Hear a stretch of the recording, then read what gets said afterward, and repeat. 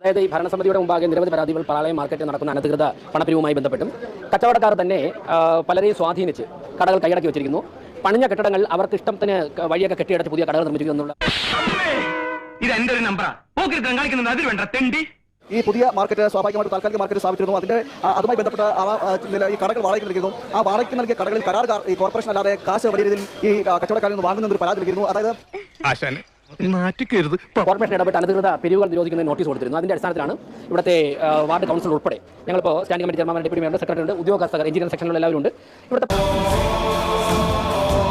പ്രശ്നങ്ങൾ പരിഹരിക്കുന്നതിന്റെ ഭാഗമായിട്ട് ഞങ്ങൾ രാവിലെ ഫീൽഡ് വിസിറ്റ് ചെയ്യുന്നു. ഇപ്പോൾ റൂമിനകത്തിരുന്ന് കാര്യങ്ങൾ ചർച്ച ചെയ്ത് പവർ പോയിന്റ് പ്രസന്റേഷൻ കണ്ടു കഴിഞ്ഞാൽ ആക്ച്വലി ഫീൽഡിൽ എന്താണ് നടക്കുന്നത് പലപ്പോഴും നമുക്ക് അറിയാൻ പറ്റില്ല.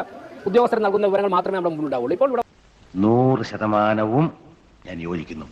പാളയം മാർക്കറ്റിന്റെ പുരോഗതി, അവിടുത്തെ ഇപ്പോഴത്തെ പ്രശ്നങ്ങൾ, അനധികൃതമായി നടക്കുന്ന കച്ചവട സംവിധാനങ്ങൾ, ഇത്തരം കാര്യങ്ങളെ പറ്റിയൊക്കെ നേരിട്ടെത്തി കാര്യങ്ങൾ പരിശോധിക്കുകയാണ്. അതിന്റെ തുടർ നടപടികളും വരുന്ന ദിവസങ്ങളിൽ ഉണ്ടാകും എന്ന ഉറപ്പ് മേയർ വി രാജേഷ് നൽകുന്നുണ്ട്. എന്നാലും ഇനി നമ്മൾ എന്ത് ചെയ്യുമല്ലയ്യ?